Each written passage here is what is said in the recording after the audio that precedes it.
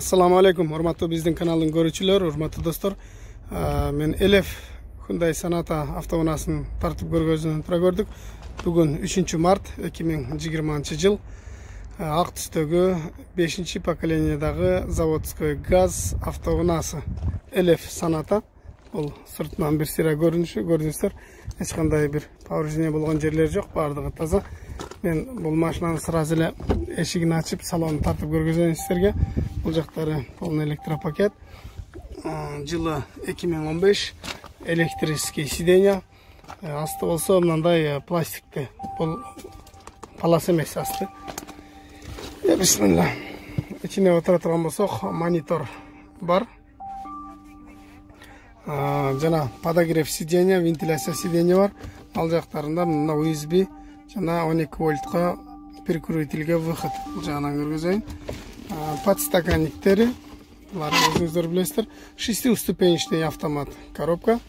Эми сиздерге мен баарыңыздарга кызык болсо керек, пробеги канча экен деп, реальный пробегтерди айтып көргөзүп келгенбиз ар дайым. Биз дагы деле көргөзө бермекчибиз. 370 км. Мен буга чейин 750 км деле көргөзгөнмүн. Бул жерде жолдор тегиз болгондуктан машиналар ушундай көп километр жүрүп коюшат, көп жүрүп коюшат. Бул алды тарабынан жана бул капталынан көрүнүшү.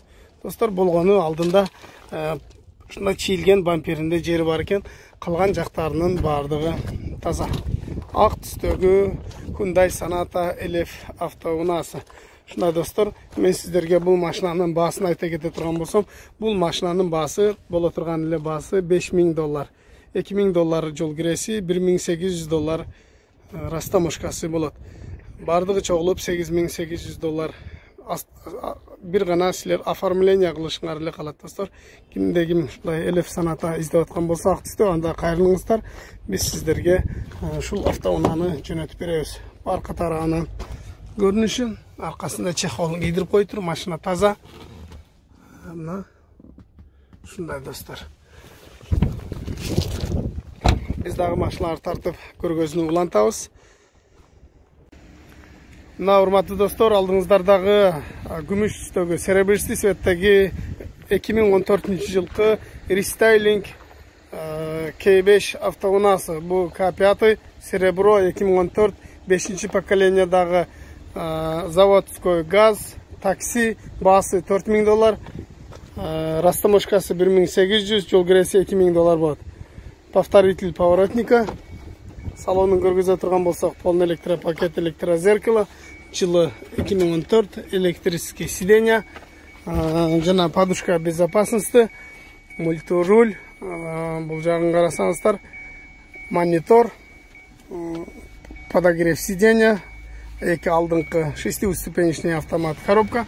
Сиздерге кызык болсо керек, мунун километр пробегин көрсөтүп коеюн. 440 000 пробег. Көрөтасыздар, биз буга чейин дагы канча миң пробег жүргөн болсо баарын айтып көргөзүп келгенбиз. Дагы да болсо көргөзө бермекчибиз достор. Мен сиздерге азыр бул машинанын сыртынан бир сыйра тартып көргөзүп туруп, андан кийин арка тарабында көргөзөйүн. Болгону кузовтарында мындай чийилип калган жерлери бар экен. Мына көрөтасыздар, асты жагында крылолорунда чийилген жерлери бар экен. Бул машинанын арка тарабынан көрүнүшү, аркасында парктроник датчиги жана камера задний видасы бар. Бул 2014 рестайлинг K5 автоунаасы. Баасын айтып өттүк, дагы бир сыйра кайталап коелу. Көпчүлүк учурда баасын айтсам деле шашып кетип укпай калгандар, көңүлү бурбай калгандар, кайра комментарийден баасын айтпай калдың дейт. Баасы $4000. Ушуну айтып атгандар.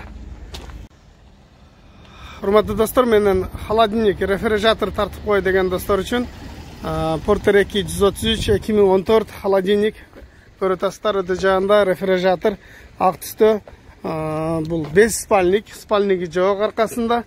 Көрөтасыздар, бул тарабынан карасаңар нарагы көрүнөт. Ички тарабын сиздерге тартып көргөзүп коеюн. Көрөтасыздар, жылы 2014. Азыр Кыргызстанга 2014төн жогору машиналар кире баштаган, Porter, Labo жана башка. Электропакет, электрозеркало.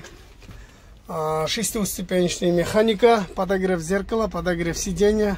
Бул болсо рефрижератордун ушул жерден башкара турган холодильниктин эмеси.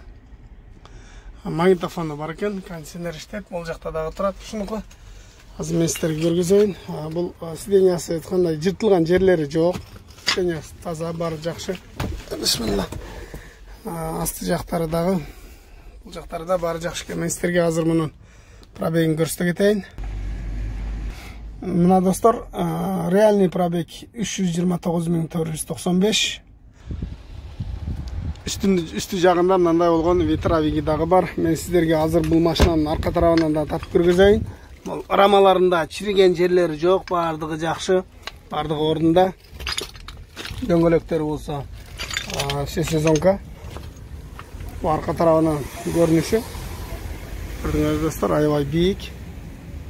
Алсаңыздар, молочка ташып иштесеңиздер, торт жана башка ташып иштесеңиздер дагы болот. Мына достор, бул капталында дагы эшиги, арка капталында дагы эшиги, арка жагында дагы бар. Болгону кузовунда мына анча-мынча ийилип калган, заңдап калган жерлери бар экен. Болсо бардыгы жакшы. Мунун баасын айта кете турган болсок, мунун Кореядагы баасы 4,5 миң, 2,5 миң жол киреси, 1300 растаможкасы болот. Ушуна достор, себептен бул будка көп место элет контейнерде, ошондуктан баасы $2,5 миң болот жол киреси. Мунун Кореядагы баасы $4,5 миң. Дагы портерлер болсо тартып көргөзөбүз, андыктан биздин каналдан алыстабастан акырына чейин видеону көрүп, жаккан болсо лайк басышты унутпагыла достор. Урматтуу достор, менден портер суранып аттыңыздар эле. Алдыңыздарда ак светтеги 2014-жылкы 133 супер портер 2 көрүп атасыздар. Алдыңкы дөңгөлөктөрү, дискалары болсо титановый, дөңгөлөктүн размери болсо 225-ке 70-ке 15, аркалары болсо 12. Мен сиздерге азыр бул машинаны бир катар көрсөтүп чыккандан кийин, андан кийин ички салонун тартып көргөзөйүн. Ушуна достор, бул арка тарабы, аркасында тиникеси бар экен, бир аз жамгырда туруп заңдап калса керек. Азыр бул тарабынан да көргөзөйүн. Аркасында парктрониктери да бар экен, номери дагы чечиле элек. Бул машиналар 133 ак түстө. Аркасында мындай ящикчеси, калпактары бар экен. Бул бензин куя турган, солярка куя турган бактын крышкасы да бар экен. Бисмилла деп эшикти ачып көргөзөйүн. Жылы болсо 2014. Бул жагына көңүл бурсак, электропакет, электрозеркало, бул складывание зеркала көрүп атасыздар. Бул күзгүлөрү өзү жабылат. Сидениясы болсо бүтүн, эч кандай жыртылган жерлери дагы жок. Полдору болсо таза. Бисмилла. Мультируль көрүп атасыздар, мультируль. Мен сиздерге азыр муну реальный пробегин да көрсөтүп коеюн. 318.140 пробег. Бул жакта көңүл бура турган болсок, бул подогрев зеркала, подогрев сиденья, жана Bluetooth MP3 магнитофон экен. 6-ступенечный механика коробкасы. Бул жакта көңүл бурсак, сиденьялары дагы таза. Өдө тарабындагы күн тоскучтарынын пакет салофандары дагы чечилип өтүр. Панелдерин эч кандай тешилген жерлери жок экен, бардыгы таза иштери. Ушундай достор, мен сиздерге бул машинанын сразу баасын дагы айта кетейин. Мунун Кореядагы баасы $5,5 миң, $1,300 жол киреси и кечиресиздер, $1,300 растаможкасы. Жол киреси $1,700-$1,900 болот. Бир контейнерге канча машина жүктөлгөндөн зависит этет. 4 портер жүктөө болчу болсо, анда 1900, если 5 жүктөлүп калчу болсо, анда $1,700 болот. Ушуна достор, мен сиздерге бул машинаны бир ката тартып көргөздүм. Мунун аз мен сиздерге дагы кийинки портерлерди дагы тартып көргөзүштү уланталы достор. Баягы видеону көп созбостон, кимге портер керек болгон болсо, анда биздин номер описанияда болот. Бизге кайрылсаңыздар, ушул портер ушул жума жүктөлөт буюрса, контейнерибиз толуп калды. Андыктан шашылыңыздар. Анда эмесе достор, дагы бир 133 портер сиздердин алдыңыздарда. Бунун жылы 2014. Бул портер бир аз азыркы алдыңыздарда көргөн портерден айырмаланып, баасы арзаныраак. Мунун комплектациясы бир аз простойраак. Анан мынал жеринде бамперлеринде жасалган жерлери бар экен. Сиздерге камерадан жакшы көрүнбөй атат болуш керек. Мынал жерлери анча чийилип калган экен, щетка менен эле краскалаган сыпайып тур.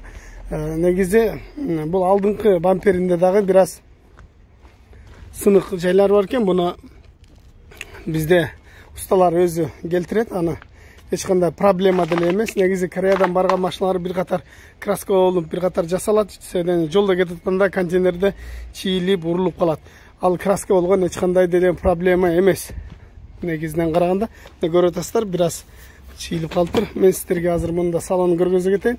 Өзүңүздөр байкаганда бул бир аз простойраак, складываниясы жок, мындай кара эле накладкада.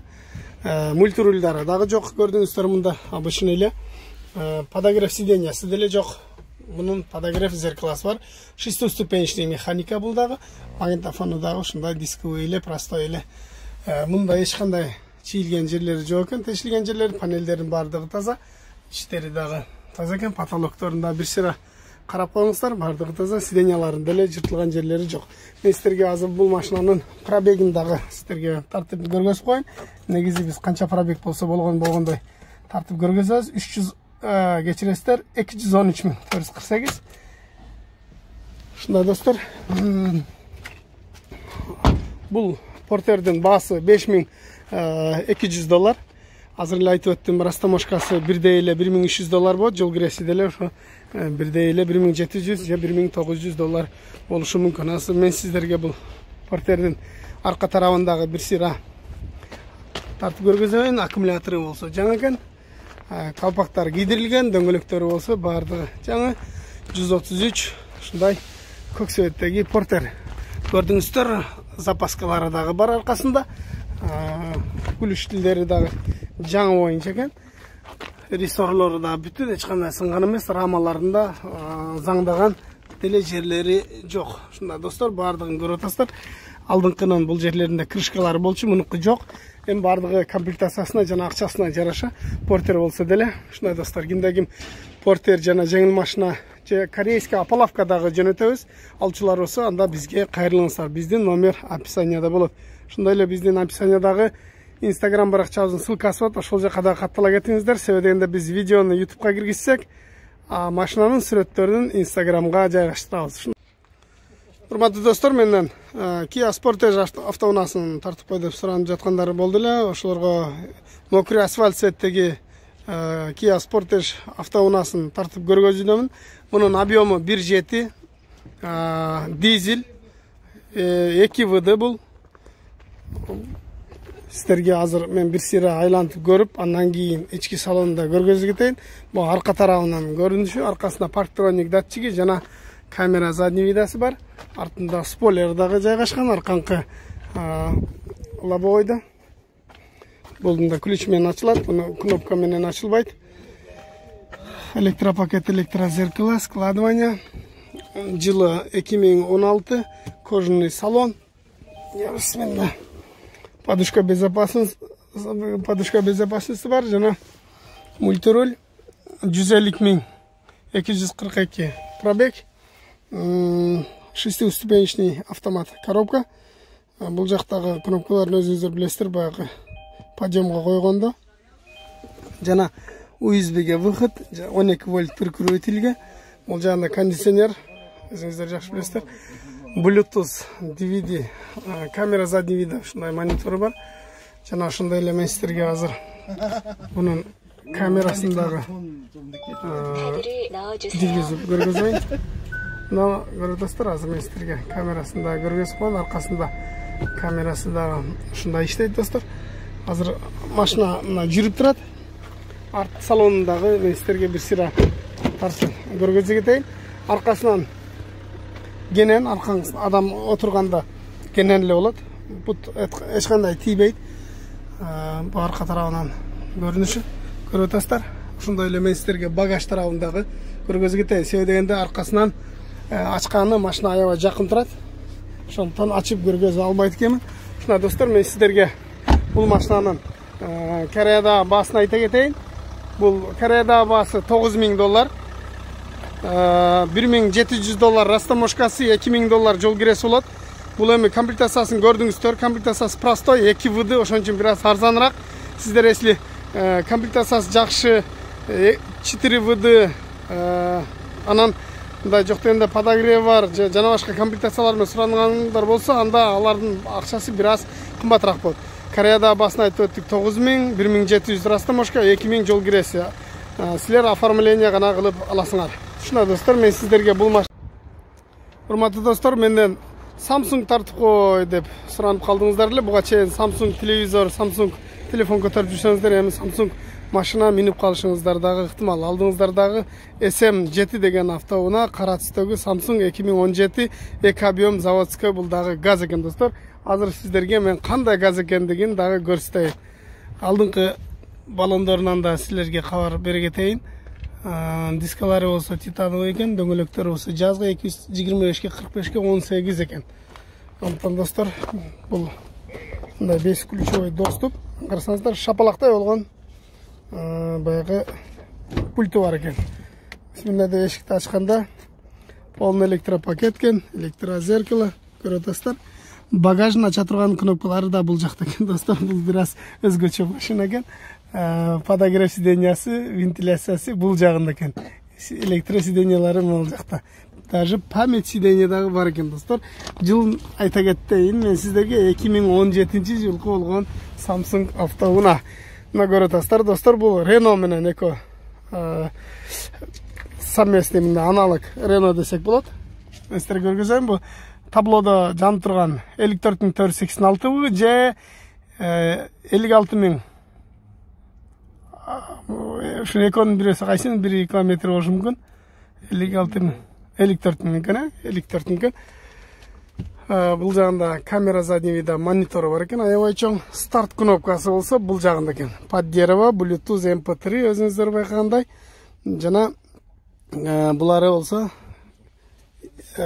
кондиционер. Бул болсо автомат коробка экен достор, көрөтөсүздөр. Ручный тормозу болсо бул жакта экен. Кожалары болсо бүтүн, эч кандай бир жыртылган жерлери жок. Подушка безопасности дагы бар экен. Ушундай достор, мен сиздерге азыр бул машинанын сырткы жагы менен дагы тааныштырайын. Бул жеринде мындай кнопкасы бар экен. Эмне кнопка экен билбейт экен, билгендер комментарий жазып койсоңуздар жакшы болот. Мына достор, бул SM7 деген автоунаа, аркасына 4 мындай выхлопной глушители чыгып турат экен. Жана камерасы мына жерде экен, көрөсүздөр. Кнопкасы бар экен. Басса ачылат. Багаж ачылат экен, багажы бир аз кир экен. Достор, биз тартып көргөзүп аткан K5-терде, Sonata LF-терде, YF-терде бул жеринде бачогу турат, өзүңүздөр билесиздер. Багаждын жарымын ээлеп калат. Мунун болсо газ баллону мунун астында экен достор. Ушундай газ баллонду көрдүңүздөр беле? Көрүлөк болсоңуздар, мен сиздерге көргөзө кетейин. Бул запасканын ордунда тоголок болгон газ баллон экен. Кадимкиле могул жакта турат. LPG газ жазуусу. Жана бул дагы бир 80-85 литрдей емкость, ушундай чоң.